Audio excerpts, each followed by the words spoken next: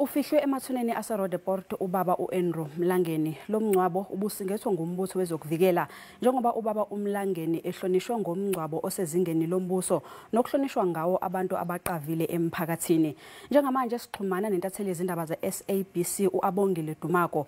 Abongile sikwamukele ezindabeni zasemini. Abongile ukusuka ekhaya njengoba ubulokhu ulandele lolu daba izikhulumi eziningi ziveze ubuhlungu ngokuyobeka leli qhawe lomzabalazo. Enyanisweni kunjalo sli amakhulu abazili gcebe abangapha kuma50 bekungelene ke kula University yaseGauteng kwicampus yaseSoweto bezokuvalelisa kuyo uTata uAndrew Mlangeni. Isithethe emva kwesinye ke sivakalisa ubuhlungu ngokhothama kweliqala lomzabalazo ngelithi ushiya umzila noko uyakuthatha ixesha ukuba mawudibeke ngelithi kuninzi bebesakuncwasile uba bakufumane kwesiswenye somzabalazo. 95 years yeminyaka esidla amazimba besaziwa njengotata ke ongacengiso lalaphi ome athi gomololo ephikisana kambe nobandlululo kanye nocinezelo labantu abamnyama kwelomzantsi Afrika esithi ke elala nje ulala noko exolele kuba uyibonile indima yakhe iphelele phina njengomuntu ebephambili wade wakhona nakola lohlu lweRivonia trialists abantu ababanjiwe phaya eRivonia kwelatyala laseRivonia.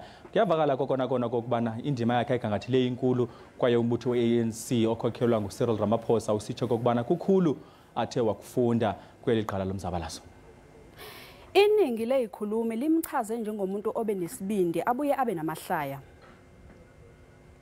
Ngokuqinisekileyo uba uAndrew Mlangeni siyakhumbula ngokudala nje kuminyaka emibini emithathu edlulileyo ebhiyozeli eminye yensuku zakhe zokuzalwa uchaza into yokuba ungumuntu nokothanda ukonwaba nokonwabisa abantu asebecaleni kwakhe kangento yobana ngoku besike saya phaa kwikhaya lakhe elisedube eSoweto kwezinsuku zidlulayo isithethile nomnye wabatshana bakhe esithi uyalikhumbula lo suku ngethuba ebhiyozeli usuku lakhe lokuzalwa phaya kumandla esixeko seGauteng wathi nokwezinye izinto owazithethayo akanawukwazi into okubana azikhankanye kumabonakude kodwa kuyabonakala okubana nangaphakathi kumbutho weANC nanjengoko nje akhe wangusihlalo weCommission Integrity Commission kodwa bekhona amaxesha abana noko ke ngoxa izinto sezithe ukuthomalala kancinci in terms of ukuba kubekho izinto ezidlumzi noko bekuba mandi ukuhlalisana kunye naye. Uyakhunjulwa nangoko ke uTreasurer uNomngcwabo gcebe weANC uPaul Mashatile sisho kokubana ebengutata kuye lo bethi xa kukho into ezimqinayo abaleka chwechwa bheke phaya kuye edube eSoweto uthi nobe bengenelila uphuma sehleka ngenqendo kokubana bengumuntu noko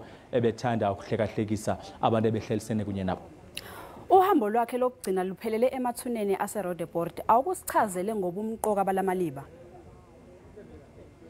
Njengoba silapha nje sisasaza ngqo kambe sikulapha kulamadlaka aseRoodepoort silapho ke athe wabekwa khona uTata uAndrew Mlangeni. Ngizawucela ke uLebu usocamera masibonise ilitye lakhe uTata uAndrew Mlangeni esicela into esibona obana ubekwe ecango kwenkosikazi yakhe umama uJune Mlangeni sithetha nje ke bayalungisa ke ngoku ilitye lakhe athaza aphaphumle khona ke siyakhumbula kaloku kuba inkosikazi yakhe yena umama uJune Mlangeni usweleke kwiminyaka ngo2001 kulapho ke athe walandulela eli so sithetha nje ke silapha ke ngoku uzoba ngamanqina ke thamsanqa ke bayasivumela abasebenzi bana ke sibone ukubana kubhalwe ntoni na nanku yakhe indawo athe walaliswa kuyo ke uba uAndrew Mlangeni eqala kwenkosikazi yakhe umama uJune Mlangeni sli liphela apha ibali elithe labhalwa nguye uTata uAndrew Mlangeni. Qala lomzabalazo weANC 95 years yeminyaka ethe walandulela kwisibhedlele i1 military esiphaya ePitoli.